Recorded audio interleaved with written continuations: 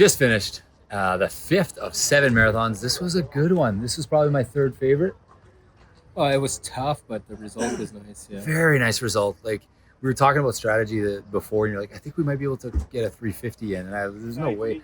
First loop, I was like, there's no way we're getting a 350. Yeah, it was out the window. Out the window. I was like, can we hold on and get a 4 maybe? Well, yeah, remember, I think it was second loop. I said, I think I'm changing the plan. We're doing 4. I had already changed the plan in my head. I was like, hey, well, I'm not doing a 350. Zero chance. And at that point, I thought 4 was going to be a big challenge. Because of the monster 3 hills. So 3 monster hills. So first hill comes in very, very steep. Basically, like unjoggable almost, except Antonio, our buddy, was just crushing those hills way up. 3/4 of a mile in, roughly. Yeah. You started this monster hill. And I decided I was just going to walk the end of it because it was so steep. You get to the top and you're out of breath. And I remember the first loop you said, Rob, we're walking the top of this hill. And I was like, really? Did I say, I think I said I am walking. Yeah, but I mean, I was going to do it. Yeah. I mean, you're usually right on these things. So I was like, okay, well, I'm going to do the same thing. But because you were going so fast on the downhills, I'd walk it a little I'd jog it a little further than you. Yeah. So we'd jog like 80% of it, then we get a little break, then we'd finish the hill. Which is actually kind of, even though it's a tough course, kind of made it manageable from a psychological standpoint. Like because it was breaking it down? Yeah, to me it was like get to the first hill and then don't go hard on the first hill. Then finish the second hill and don't go too hard on the second hill. And then enjoy the little downhill. And then crush the third hill. And then there's another big downhill that was a bit of a hard section actually, even that big.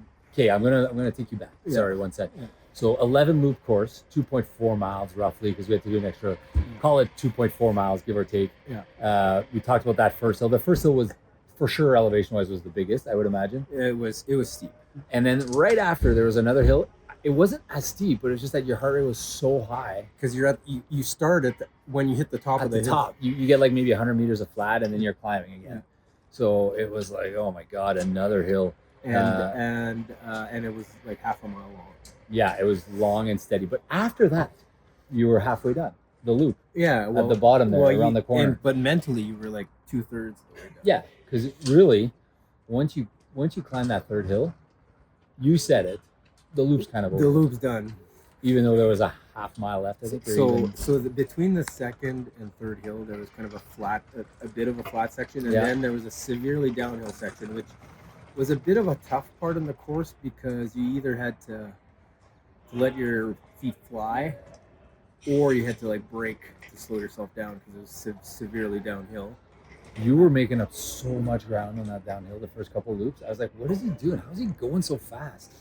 And then I remembered LA, how we did it in LA. You just let your legs catch up to your body. It's a little bit like walking on your hands. I think you need to have like strong. You're a hockey player. Ankles, yeah, I'm a hockey player. Strong ankles and inside joke. Yeah. Okay, so then after that downhill, there was another that one was another tough hill, that third hill. Yeah, third hill was tough. That third hill shorter, medium. It was like less steep. Sorry, it was more steep than the second one, but not as steep as the first one. So it was like the medium steepness and the medium length. But because we had just crushed a downhill where you're pushing pretty hard, like I felt like, I don't know about you, but I felt like every time I had a little bit of a reprieve, I was like, I'm going too slow. Like, because I have to, like, I'm leaving seconds on the clock. But what would happen is we would hit the top of that hill and the third hill, and that was my peak heart rate every loop. Yeah. And then we would kind of jog it in, even though we'd look at our watch, and sometimes it would say like 8:15 or whatever, because it was. Yeah, we were always behind pace. Yeah. So we were way behind pace on the first hill. Way behind pace at the top of the first hill. Yeah, and then you catch up. We'll do a little bit of catching up, get the big downhill. Yeah. Then way behind pace on this third hill. Yeah. And then the last 3/4 mile is straight downhill. All downhill. So it was like once you finish that hill, you knew it was over. So then, so I didn't really start thinking about that, but when we got to the end and I started thinking about how I could finish so strong once I. You said it on like loop 9, I think, or Yeah. 8. You're like, you know what? I'm gonna go once I hit the top of the hill. I had a feeling. I'm like, I have a feeling he's gonna go before the top of the hill because I knew you were stronger than me today. I could tell you were a little stronger than me. So I was ecstatic. So okay, let's talk about our goals. Yeah, so let's start. Yeah, so second loop. No, first loop we were like we were gonna try to do 350, and then we're like, no, second loop the hills. I think I told you straight up. I'm not doing 350. That's not happening. Well, I think second loop I said hills are a little tough, so let's try 4. And then, so what did we do? And then we kept doing pretty much every loop was same pace, almost the same. 21:15, 21:15, 21:20s, 21:15s. Till loop 10. What was it on loop 10? Mine was 20:45. So yeah, you missed your watch a little bit, right? Yeah. But it was still like your second fastest loop. Yeah. And your fastest loop was 18:20. Exactly the same thing that happened yesterday. Yeah. Exactly, except we're inverted. But what happened on the last loop though is, I guess I'm a little competitive. I saw the guys that were ahead of me, position 3, 4, 5. Okay, but wait, let's talk about these guys. So basically, what with the first half we ran with them? How much? First half we were right there with them, pretty close. They would go like ahead. Loop 6. They'd go ahead on the uphills. We would catch them on the downhills. They're always a little bit ahead of us. Yeah, slightly, but all of a sudden, within 30 meters. Yeah, a few seconds behind. Yeah. And all of a sudden, they started going. Yeah, they picked up the pace, I think, on loop 6 because we just kept steady. Because we specifically said, we're not changing our pace. Yeah. We're going to do our race. Yeah. And I had a feeling. we might be able to catch them. Or at least 2 of them. I didn't think we were catching Santal. I never thought. Well, yeah, I knew some. I didn't think we were catching Antonio either. Yeah, I didn't think we were catching anyone. But I thought there was a chance we were catching one. Yeah, but yeah, they probably. I'm guessing. Well, they weren't breathing. They probably stayed together. They did. I was there right at the end. I'll tell you that story in a bit. So now all of a sudden they're way ahead. We're just doing our pace. And then, I think at the end of loop 10, I'm just like, okay, well, you do what you got to do here. I know you got energy, so see what you got. Yeah, but remember I told you I'll be conservative till I hit. I told you I'm going to be conservative till I hit the top of that hill. No, you weren't. You started. Yeah, I know. I told you that. I know. I knew you weren't going to. I knew that wasn't going to happen. Then I finished pretty strong loop 10 down the hill. And I just had a bit of a... I was right behind you, though. I had a bit of energy there. And then... We were tied at the end of loop 10. And then I saw that those guys were closer than I had seen them in a while. And that I was gaining on them. They didn't look like they were pushing, right? Yeah, and then I got more energy. And I just gave up. It's fun. Yeah, the chase. Well, one thing I like the chase of the 4 hour is fun. Yeah. It's so fun. Yeah. Especially when you get it. Yeah. It's less fun when you don't get it. When it's like... I didn't get it in Chicago, but I love the chase. I still love the chase in Chicago, even though I didn't get my 3 hour. Well, that's a bit harder. But it's like the chase. Here it was like it wasn't really in doubt after what would you say? Loop 5? Honestly, I always have doubts. Yeah, I had doubts too. But we were building such a cushion. Maybe the espresso, the gel. But I tried not to think about it, but I just said keep it comfortable, Yeah. Like we had it, and we kept doing 21:15s. Yeah. Which was perfect, and then that espresso shot. I kind of like the small loops, like shorter loops, and you break it down, and the loops were disappearing, the miles were disappearing. It was. It's the. Cape Town where you have 6 loops. Cape Town was death. Each loop seemed like Mount Everest. Yeah. Well, I was like, I'm never finishing this loop. This loop is going to take 2 hours. I think my last loop. I think one of my loops took an hour. Yeah. Or close to. Anyways, the depression loop. But I want to touch on one comment that you made on loop 2. I was like, I don't know if I got this, Charlie. I don't know when. I don't know. And you're like, what's your heart rate at? I was like, 139. You're like, it's all in your head. I said that? Yeah. And I was like, he's right. He's right. It is in my head. It's not real. And I was like, he's right. It's in my head. I got this. So I just kept. Because you think, I'm sore. Oh, this is hard. Well, I think in this type of scenario, I mean, not a lot of people have experienced doing 5 marathons, but your head starts, it's really more in the head than in the body. Your body can do more than you think. Yeah. Should we walk and talk? You guys are pretty loud. Yeah, sure. We'll just walk and talk for a few minutes that way.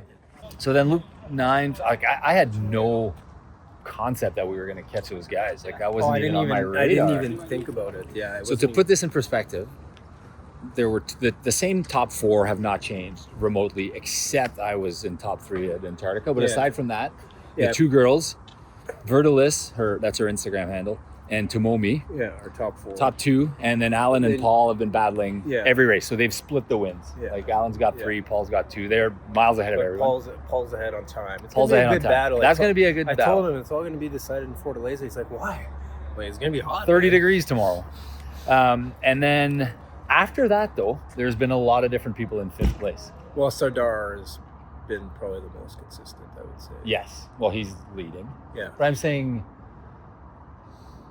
like, Antonio got 1, I think. You got 1. I got 1. I never got a 5th. You got 1 today. Oh, I mean, okay. You mean 5th overall? Yeah. You got a men's podium today. Yeah. Charlie got a men's podium today. Yeah, nice. Men's podium. So, but it wasn't like, it didn't look like it was going to be easy because we finished loop 10 side by side, and we had a huge gap for the 4 hour. So I knew we were getting the 4 hour. Yeah, I didn't even think about the 4 hour when I got to. And I even knew we were getting the negative. Like the negative was in the bank. When you mentioned it, I was like, yeah, I think. No, I know. I just. I think I said, I don't know what I said, but it was pretty sure. I think you just said, yeah. So then you see these guys, and I saw you make your move, and I was like, oh, he's going. And I recorded it. I was like, Charlie's making his move. And then I bumped into Tom, our Australian buddy. He's like, mate, I think he's making his move too early. Because he was like, you want to make a move when there's 100 meters left. But you were so strong. Like, because you passed him before the halfway point of the loop. I passed him. So I did the same move I always do. I walked up the hill. Didn't look like you walked. I thought you jogged the whole thing. Okay. No, I walked up the hill. You passed him right at the top of the hill. No, they got a bit of a gap there. Yeah. But then on the way down, I passed. Before the corner. Before the next Yeah, corner. so about the halfway point. A little bit before the halfway point. And then I saw them and I was like, great. And I saw Wyatt, Instagram celebrity, and he wanted a quick stop and chat. Oh, Wyatt wanted to pace me. I'm like, can you do 705s? He's like, yeah, I can do 705s. I'm like, no, I'm just kidding. I can't do 705s right now. He wanted to stop and chat. So I was like, hey, what's up, Wyatt? So I just but I was like, is there a chance I can catch those guys in in 1 mile? At 1 mile, they were like, I don't know, 100 meters ahead. Where did you spot them? Around there. Like after the big hill? Top of the hill, they were like at the bottom. Hill 1 or hill 2? Hill 2, they were like at the bottom there. I'd say they were 100, 150 meters ahead of me. Oh, wow. And I was like, I got a mile. Yeah. And you knew you had the downhill advantage. And I knew I had the downhill. So I said, you know what? Let's go. What did Becca tell me today? That Zdeno Chara always tells her. Can't wait to talk to Zdeno. Becca, the race director here, is best friends with Zdeno Chara. Best friends. So apparently she's going to help me get him on the podcast. Spoiler. But she said that Big Z always tells her, show him how tough you are. That's his line. Show him how tough you are. Love it. So I was like, I'm going to show him how tough I am. You know what? I love that. Big Z. So then I was like, I could just coast this in, get my negative, get my sub 4, check every box, or I could try to pass those 3 guys. They were far ahead. Like I wasn't like you were going way faster than I was. So I said, okay, well, I'm just going to chip away. And on the downhill, I went hard on the downhill. I caught him a little bit. Had the momentum. Uphill, they gained a little bit. But then I turned and I had about half a mile left, and then I started pushing. And then I was like, I can do this. I think I can catch him. By the time we got to the barrier here, I was maybe 30 meters behind. And then Antonio saw me. He looked back, he's like, oh, Rob. He says, come finish with us. Oh, yeah. Come finish with us. He said the same thing. And I was like, no, like, don't worry about it. So I'm like, I don't know what I said. And then... But honestly, so yeah. It's still a race. I felt so good. Like, I was like, I can't... Oh, you were miles ahead of me. No, but they told me, like, you finished with us. And I'm like, you know what? Like, it would have been harder for me to slow down almost because I had the momentum, you know. Yeah, the debate for me is a lot more than you. I passed him with like 50 meters left. Yeah. Maybe a dick move, I don't know. But I'm competitive. Like, I don't know. Like, I wanted to beat those guys. I'd been trying to beat them for a mile. I pushed hard just to beat them. Yeah. So then they're like, finish with us. And then I said, here's what I said. I said, why don't we go? Why don't we push hard to finish? Let's go, guys. And I started pushing. I did my sprint. and none of them came with me. So Oh, okay. less of a dick move, more of a dick move. No, that's a good. I like that. Oh my god. I just said no. I feel good. Maybe I should have said that. So you had a phenomenal time. I'm very happy with my time. What do we think for tomorrow? 5.5. How does this one rank for you out of the 5 we've done so far? Must feel good. This must feel good for you, knowing you pushed hard, like my Dubai yesterday. Yeah, I felt great. Yeah. Congrats. That was a great race. We got 5 done. We're going to go for dinner in Madrid. First time we're going to leave the crew. We're going to go into town, check it out, have dinner. 5 marathons done. Too bad I wasted Cape Town, because it would be fun to be in the running. Well, there's always next time. Yeah. All right, guys. Thanks for watching. We'll see you in the next one. Okay. 7 races done. We did not have time to record after Fortaleza, Brazil. So we've now just finished our 7th marathon in 7 days, 7 continents. We had a little hotel room here for 3 hours while we wait for our flight. We're going to leave in about an hour to go board our flight back home. It's been a whirlwind. Let's recap. I'm a bit on a high because I've had 2 unreal races. The last 2 races for me were arguably my best 2. Maybe Antarctica, but like Fortaleza. Let's start with Fortaleza. So I know you didn't have great days. You battled GI issues and other stuff. So let's talk about that. Fortaleza. So we left. Last you heard from us, we were recording in the parking lot In Madrid, yeah. in Madrid. You had a really good day, really strong finish. I had a good finish, yeah. You finished 3rd there. Yep. Past Sardar and Antonio and all those guys. I did too. I finished 4th. Really good day there. And we jumped on a plane. What was that? 8 hours, 9 hours? 8 hours. 8 hours. Oh yeah, 8 hours. Fortaleza. What time did we land in Fortaleza? Like, this is all so foreign to me. I'm trying to remember. We ran at 5, so it must have been like 1 a.m. Yeah, we must have landed pretty early in the morning. 2 a.m. maybe? 1:30, 1. Yeah. And I remember when we left the airport, it was like hot. Yeah. You could feel it, like the humidity. The humidity was hot. The air was just thick, right? It was just like, felt, Yeah. I don't know how to describe it. It felt muggy. We had talked about a race plan that day. Do you recall what it was? I thought we were just going to kind of go by heart rate or something. Oh yeah, I think I recorded it. So I think you had said, like, why don't we just start at 9:30s and leave some in the tank, and if there's any chance we have a sub 4, then we can go for it later. But at least if it's not going well, we just pull back right away. Yeah. Okay. So it went well for you. Yeah. And I didn't go well. I pulled back 4 steps in. I'm like, nope. Was it 4 steps in? I thought I lost you on when you went for a poo there. Yeah, but in my head. Oh, you knew right away. That's what I remember. I told you I was like 4 steps in. I was like, I don't have it today. I was like, so this hot. is just gonna be too hard. Yeah, it was so hot. It's hard to explain how hot that was. So we were out there. The race started at. I don't do well in the heat. 5:45. 5:45. Yeah, we get out. Interesting thing is that in Fortaleza, at 5:45, that's where all the joggers come out. Peak running time. Yeah. So there was like no one at 9, but at 5:45, you couldn't. It was you tight. couldn't move, and everyone's running 7:15 miles in Fortaleza. Yeah, they know how to run out here. Not here, because now we're in Miami, but in Fortaleza, they were busting miles. Yeah. Holy smokes, they were going. A lot of alpha flies. And there was like, the path was wide-ish, but for the amount of people there, oh yeah. like I've never seen. It was so busy at 5:45 a.m. I've never seen anything like that. Have you ever seen anything like that? It was like a busy city, like because we were kind of like not aware of the time because of our trips and everything.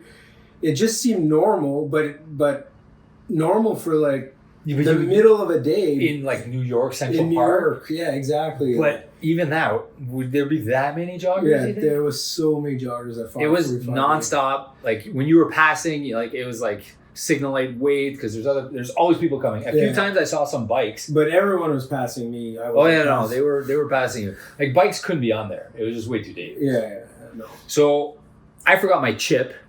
Me and my chips this trip, I've had a hard time with my chips. I screwed up, but so I went, came back. You were what, 40 seconds ahead of me or something.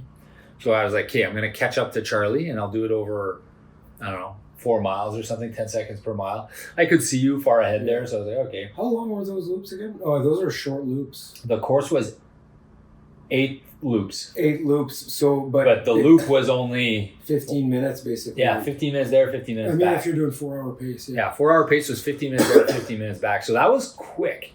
A little different than what, like, really it was 16 loops kind of thing. Yeah, they went by quick. Or 4 or 8 loops. Plus, you could break down each. Well, this is the thing you do. We'll get to that later. When you're just trying to finish.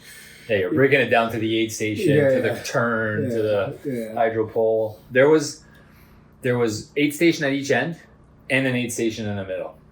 So we had an aid station every like half mile, 0.8 of a mile, I think, something like that. 0.8 of a mile point.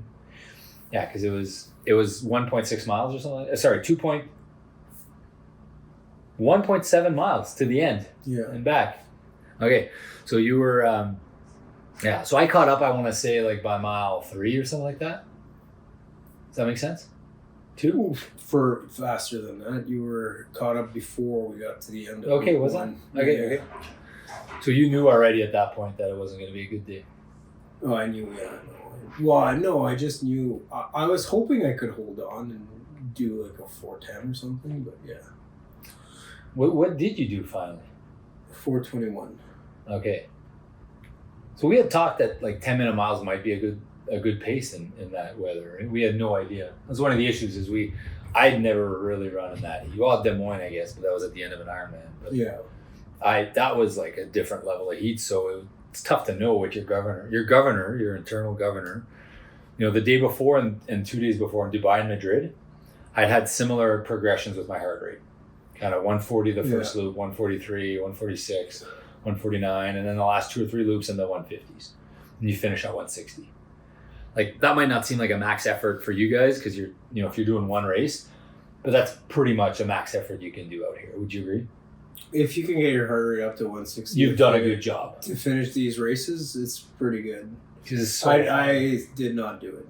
Yeah, I did it today, but it's hard. I didn't do it. Cape Town, I walked. But like, I think for me, it's like, if I feel a little bit hot, I have a hard time. Like, it's hard time breathing. Yeah. It's not just the heart rate, it's the breathing part of it.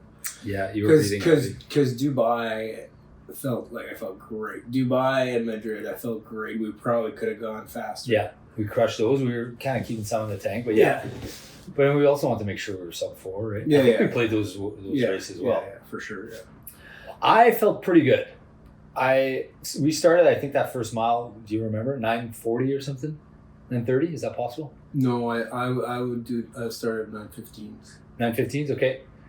It wasn't race pace. It wasn't 4-hour pace though. It was above 9:10. Yeah, it was slightly slower than 4-hour pace. Yeah. But when you went to the washroom on whenever that was, which was that loop? Right, loop 2. That was start of loop 2 of 8.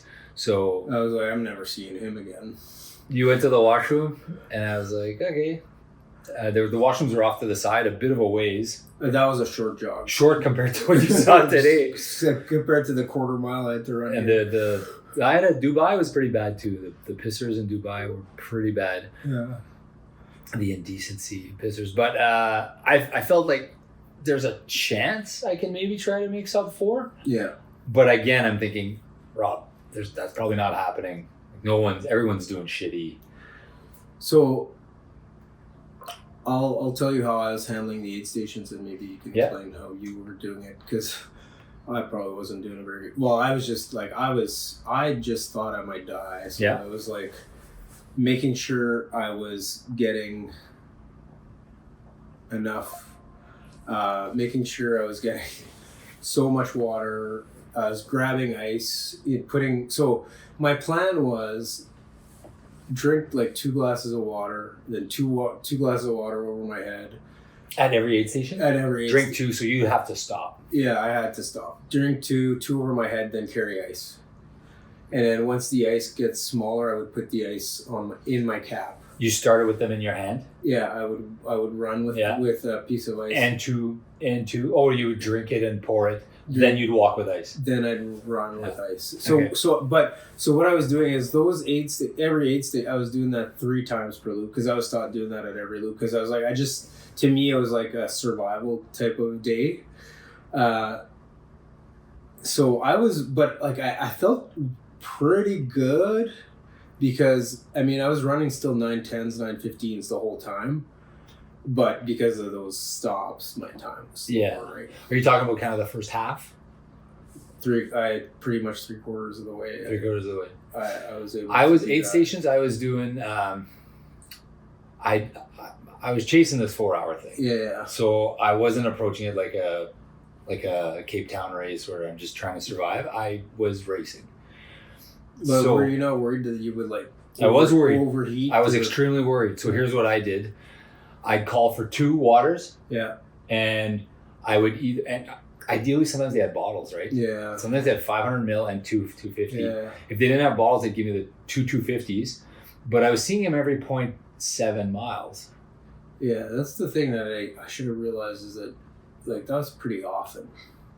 Yeah, well, but you don't see it. I was drinking 2 cups of water. I was drinking 6 cups of water per loop.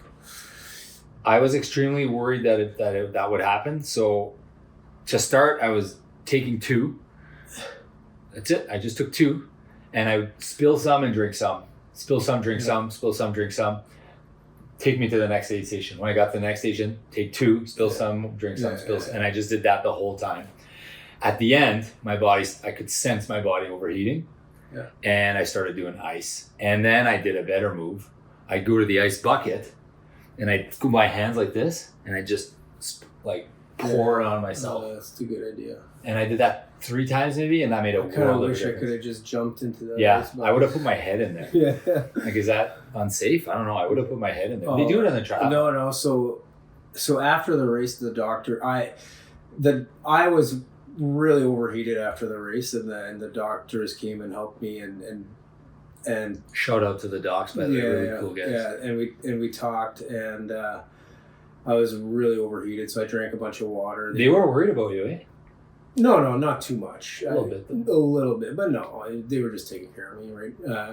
I knew I'd be all right. I just needed some rest and some out of the heat, and then. But what they said is if it gets worse, we'll throw you in that ice bucket there. Hey, could you throw me now? I was like, it's worse. That sounds great.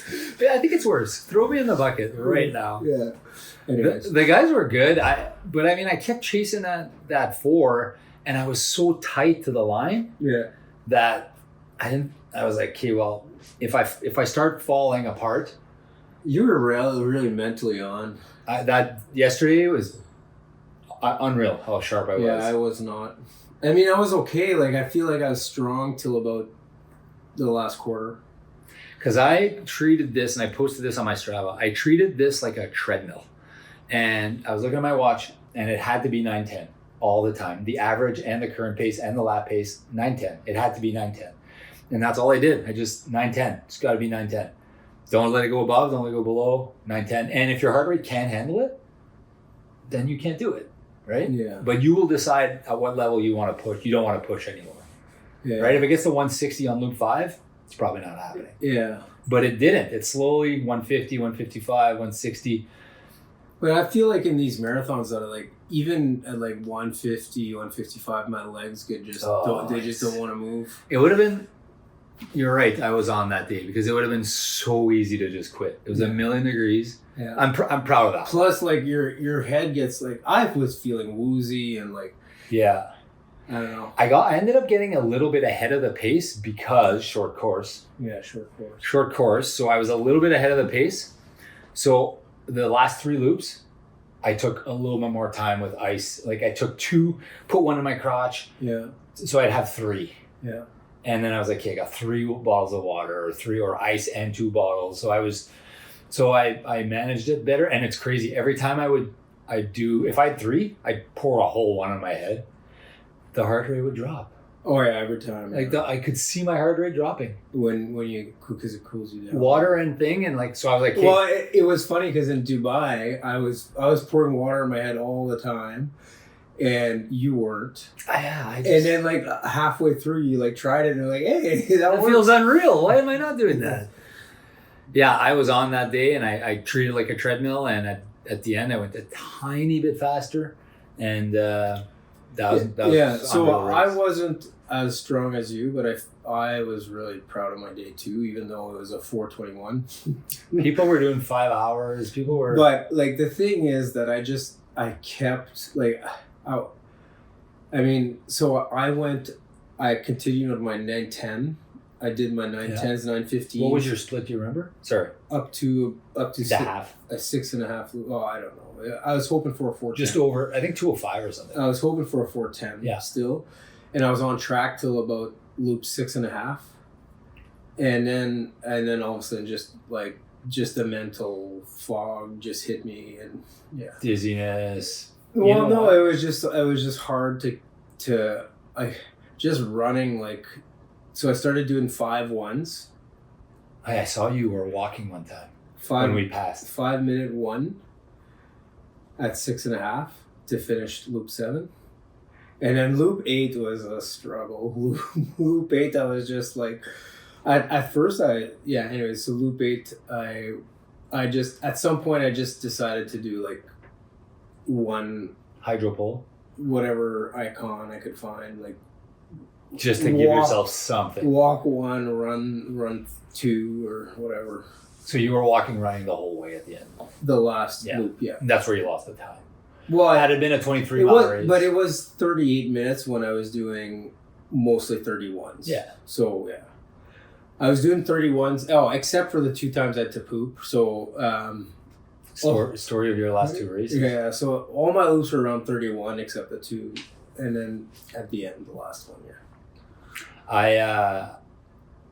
I'm very proud of that race. Treated like a treadmill. Stayed on, watching my heart rate. It was the first time ever in a race that I gauged with that I'd done this strategy. Like stay. Well, I think when it's really hot like that, it kind of makes sense because you like we don't know. I don't know. I had no idea. Can I do this? Yeah. Can I run at this pace? Yeah.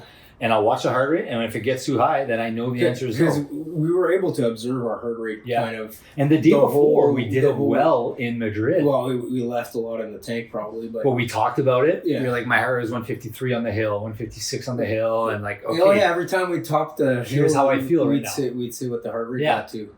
And then we did it a little bit in Dubai. And then we'd say, okay, and then it drops all the way to whatever. Honestly, you were the one who started that, and I'm so glad we talked about it because I remember how I felt at 155 on the top of the hill. Can't do much of that, right? Yeah. And like, so we talked it through, and then yesterday in Fortaleza, I knew that I wouldn't be able to do 2 hours at 155. So So I need You knew you could do like maybe 45 minutes. Yeah, that's exactly what I thought. The last loop and a half maybe. Or loop and then the last 30 minutes at 165. If I really need to. Yeah. So I was on the treadmill and I was just kind of hoping that the heart rate would stay down. Every once in a while I'd look and I was like, please don't let it be 150. Because I felt like I could run. But I knew that the heart rate would catch up to me. Yeah. And I was like, just don't catch up to me. And I'd be like, fine, it's going to be 153. And I'd look, 151, yes, okay. That buys me a little time, right? Because I was trying to calculate how fast it was moving and how many minutes I had left. And like, is it linear? Is it exponential? I had no idea. I had no idea how my body, and it was going to break down, right? Yeah. But it didn't. I want to tell the story when I finished. So short course. And I finish 8 loops and I'm so pumped. 358 or whatever I got, 357 something, and I'm so pumped because I pushed hard a little bit at the end, the last 2 loops. I don't know why I pushed hard, but I pushed hard. Well, because you had it. I guess I had it. Yeah, I had it, and I was getting confident, and I was very well. When you see the end and you know you got it, you just go. Right? So I cross, and I look at my watch and I see that there's a couple 100 meters short. So I'm like, I tell Becca, the tournament director, I'm just gonna go run a little bit and come back for my Strava. Which is absurd maybe for you guys listening, but for some reason I cared. So I kind of just started walking back, and I just took my time, a little slow jog. I was overheated, and then made my way back. And then I guess I crossed again. So, you shouldn't have crossed. You should have just lived. So this time when I crossed again, I guess someone wrote a time down, or I don't know what happened exactly. Or probably someone wrote a time down. So I went for a massage. By the way, the massages were unreal. Eh? Yeah. So I was in that. I have to finish the story first. But yeah. Yeah, I'll finish the story. So then I go back and I go, hey, Oliver, I just want to know my time, my official time, because I know it's around 3:57, 3:58. And he goes, 4:01. And I go, no, you're wrong, because I did the extra mileage there. And he goes, what do you mean? Well, no. I said, well, I did 8 loops and then I went out. And he's like, so your watch was short? I go, yeah. So that's your time then. I don't think he understood what I was trying to say. I'm sure it was probably a language barrier, language issue. Yeah. But the other 2 guys are there. Yeah, Becca was there and Ted was there, and I started getting really angry because I worked so hard for the sub 4. Yeah. Oliver, I was like, listen to me. I did my 8 loops. I crossed the line, and I was like raising my voice, and finally Becca's like, just go for a walk. Just go for a walk, Rob. So I went for a walk. She's like, I got you. So like I could see them like explaining what had happened, because he was like, well, no, I saw him cross. And anyways, it took a while, but they reversed. They found my time. Anyways, that was a funny story, I thought. And then what I wanted to do, I went for a massage. It was unreal. First massage, first any action on my muscles at all. I haven't stretched. I haven't done anything. Felt so good. I was like, Charlie will be coming around. I saw you coming. I'm like, I'll go talk to Charlie. I'll go tell him to get a massage. I walked over there and you cross the line. You're like, that's the most miserable I've ever felt in my years. So you're not in a good space. Oh God, I was kind of sick too. Like, so I actually just laid down in a corner in the tent for like 5 minutes. Just to get the body temperature down. Because there was shade there. And I drank like 2 bottles of water. And then the girls that were doing the massages were like, do you want to not sit on the ground and get your muscles massaged and drink water? Yeah, I was like, yes. And then like 2 minutes into the massage, I was like, I need more water. Can you get me more water? Yeah, they were bringing it cold compress. Yeah. And then after my massage, the doctor came and they were like fanning me because they were worried I was overheating. The Chris guy there, or Joe Martin? Not Joe Martin. The other one. Yeah. So anyways, so they treated me nicely after, but I was 32 degrees, humidity off the charts. It was, I shit the bed in Cape Town for sure, but I delivered there. That's for sure. I delivered yesterday in Fortaleza, which brings me quick, like crazy how our bodies, I mean, I know Cape Town we didn't sleep. Yeah. But like Perth, I slept 13 hours. Yeah. Dubai, Madrid, I guess we comparable times, but like that 3:57 in Fortaleza yesterday, what is that, like a 3:40 today in Miami? Is 3:30 in Miami?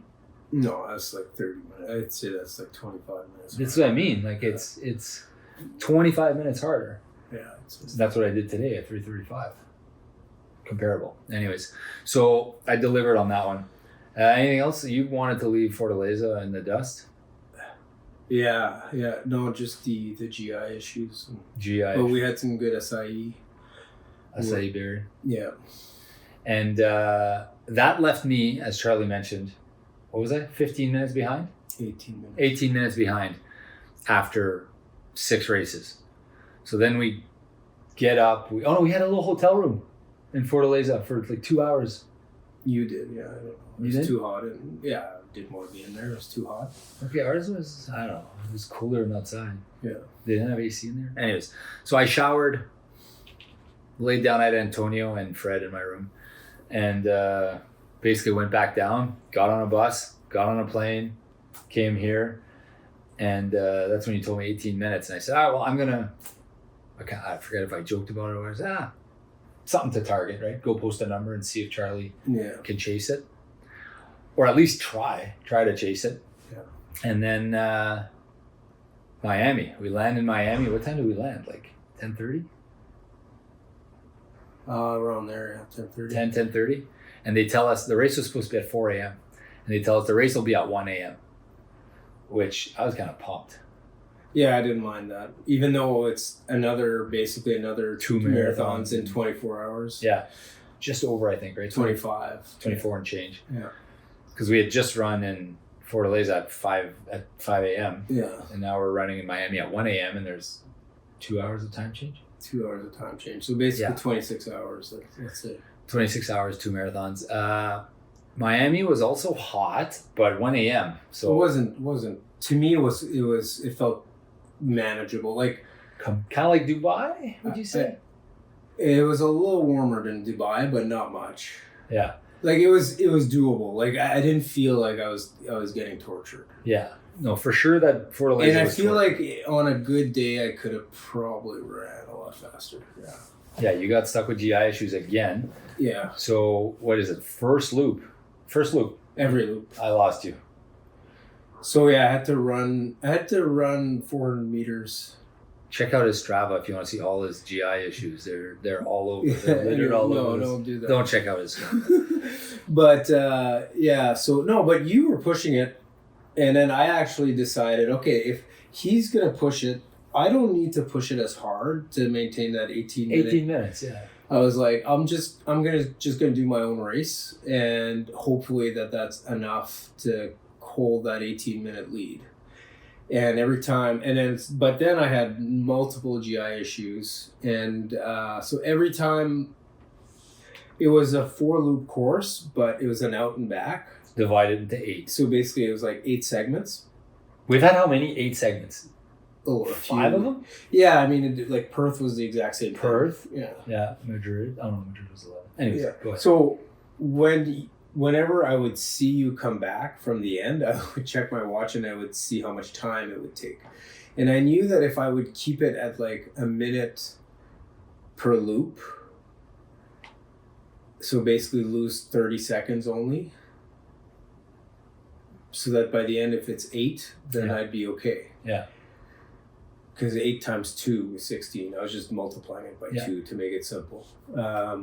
So I knew that if that number if I held that number at 8 or below, the gap between the turnaround and you, that I would, because it's double, still be ahead. And I thought I was going to hold ahead. on. I thought I was going to hold on right till the end, but you turned on the afterburners. Yeah, I had a day again today. This drove me. You probably know that, I guess. Yeah. Like I wanted to beat Charlie bad I don't know for what reason, but I did. And I also wanted to pass everyone I was seeing. Like I wanted to pass Stefani. But my strategy for this race was a little different. I know what my heart rate can do. I can go 140 on this loop, 143 on the next loop, 146, and I have 2 races in a row. So I said that's going to be my barometer, and I'm going to push as hard. Yeah, so you see, my heart rate was low today, the whole way. Like for some reason, I couldn't push. Like it was 142, but like it never got above 143. I couldn't push for some reason. I guess my legs, I don't know, or I didn't have the mental strength. I don't know. I mean, we've done 7 marathons in 5 days. 5 days, and then like it was barely ever hitting. Even at the beginning when you were pushing, like. It's the first time I ever do this strategy where it's like, let the heart rate guide your effort. Yeah. And that's what I did. First loop, 140, second loop, 143. So that meant if I wasn't at 143, I could pick it up.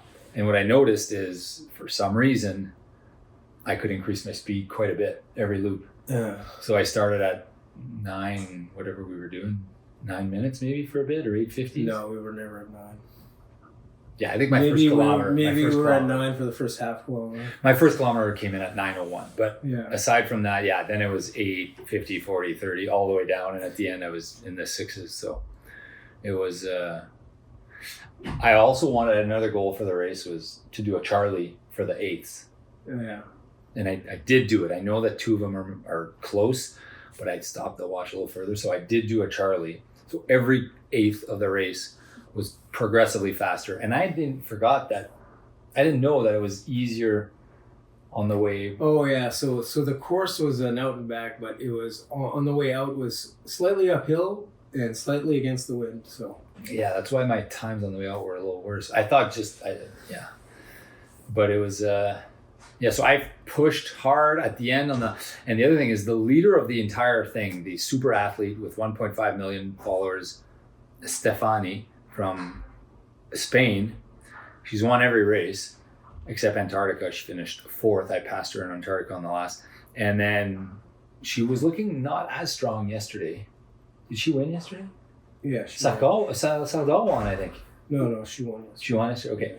So she's won every race except Antarctica. I was looking at the splits. Yeah, I could watch. She was just jogging. I know she had a big lead. She couldn't be caught. But it was like 6 minutes, then it was 4 minutes, and it was 2 minutes on the last loop. I was catching up to her. Yeah, well, so, your last 24 minutes. 24 minutes. So, yeah, that was fast. I could see that. So when I saw you on the last loop, up to the last loop, I thought I was gonna beat you. I still thought in my head that because I thought I had another gear for the last loop. Yeah, I knew you. I was expecting it. Yeah. I was expecting you to come in and beat me by a minute and be like, I had another gear. Well, I thought I did. Well, I think I did. I did, but I didn't use it. Well, you also GI'd. Yeah. So, anyways, you passed Estefania. I passed her with just like Antarctica. I passed her like a quarter mile left. So you said that you had done 7.5 minutes when you passed me. I timed myself. It took me 9 minutes to get to the edge. And I was doing 9 times 2 is 18. And I knew that the split was just under 18, like 17:48. I knew I was short. Yeah, you thought you were short, but then I saw how fast you were running and the face that you had. And I was like, he wouldn't be running that fast at this point if he doesn't know he's got it till the end. So I was like, there's no, like, I mean, I could have probably picked up the pace and gone like 8:15s or 8:30s for the last section, but that wouldn't have been enough. So anyways, I gave up. Well, you gave up. You ran a 4-hour marathon and after running just another one. Yeah. Just before. So yeah, I was pretty pumped.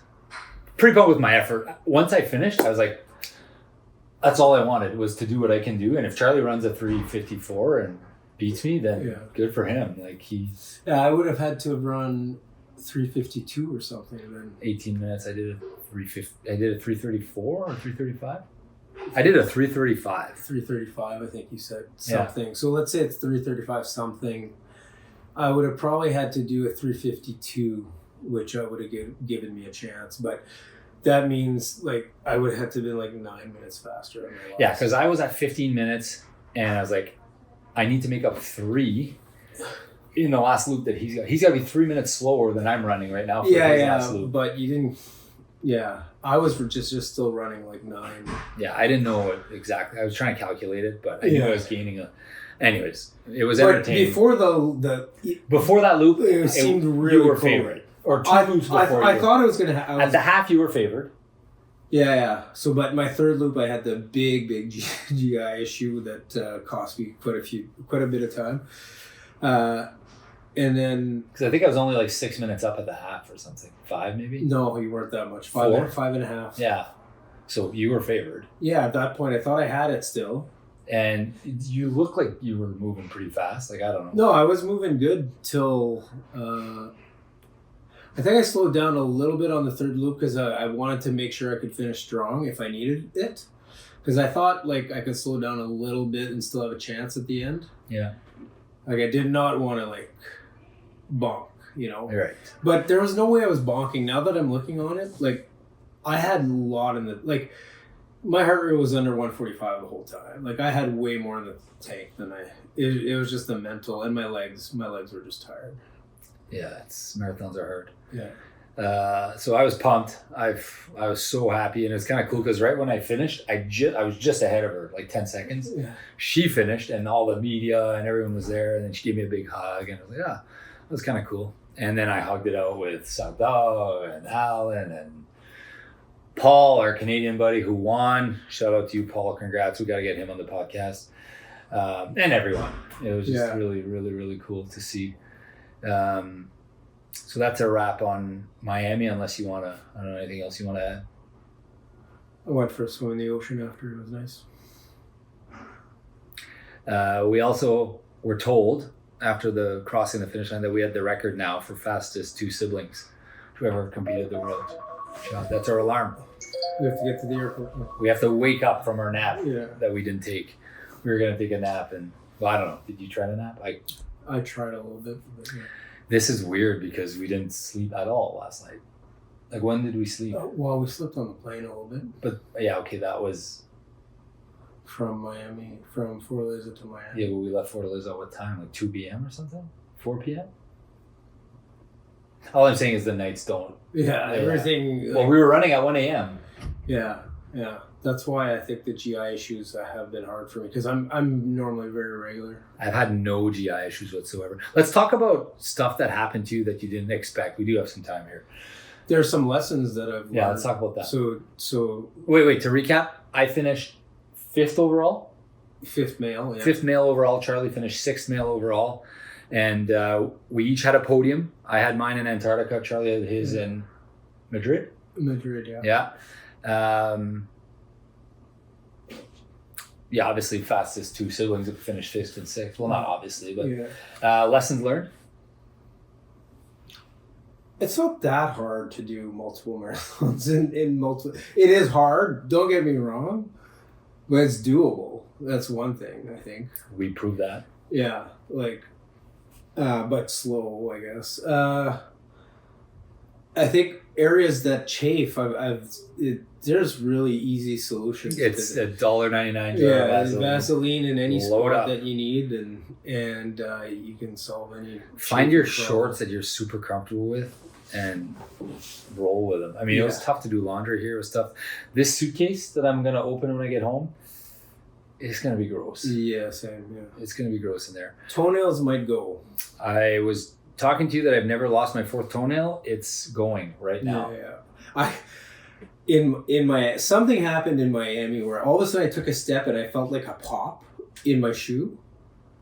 I don't know exactly what happened, but it was right where that toenail was, and so I think it might have just got dislodged while I was running. Do you think you're going to take some of this into, like, do you think it's easier to run? Do you feel like you've got a crash course in marathon running a little bit? No. Okay. Well, because it's not the same thing. No, I guess. Yeah. With your effort and you're right. I mean, there are some, maybe like your heart rate thing, but that's not really how. It's not how it's going to work on race day, because we're going to know our fastest finish. Because we're going to know exactly. We'll have put in it's valuable. That kind of is valuable in condition. If ever you get a marathon in really, really tough conditions. Good point. Or conditions that you've never experienced, that can be helpful. Are you excited about your build? I'm excited about catching some sleep and seeing my wife and kids. Yeah, obviously. And so I think I need a few days to rest. Yeah, obviously. I think we're going to come out of this ready to go. Whatever rest we need there. Hopefully. I feel kind of slow for some reason, but yeah. I finished 6th. I think we're going to come out of this ready to go. We're going to... That's the battery on this thing, probably, which is okay. Call it a day. Just my phone, so we will wrap that up, I guess. We'll call it a day. I don't know how many episodes it's going to be. We recorded, I think, after every race, pretty much. We did okay, and congratulations to you too. Thanks. That's it, guys. Maybe this should be more miles, less pace. No, it's still a good slogan. Hope your training goes well. We got some great guests coming up on the podcast. 50 States guy, Wyatt, is committed. He's going to come on. Becca said she'd get me Big Z, Zdeno Chara. We should get Becca too. I love Becca. Yeah, Becca's got to come on too. Yeah. We got to get Paul. We're not going to talk just about the 7 marathon, 7 days. We'll talk about other stuff, but Becca's awesome. She knows her stuff. Triathlete. She was our race director, and she was so glad she was there. When I was freaking out, losing my mind on the chip, she calmed me down. It's okay, Rob. It's just a chip. We will find it. We will put it on. Remember, it's chip time. Yeah. But I think they were using them time. Anyways, whatever. Okay. All right. Well, thank you guys. That's a wrap. 7 marathon, 7 days, 7 continents. We are off to catch our flight. So thanks for tuning in, guys. We'll see you in the next video.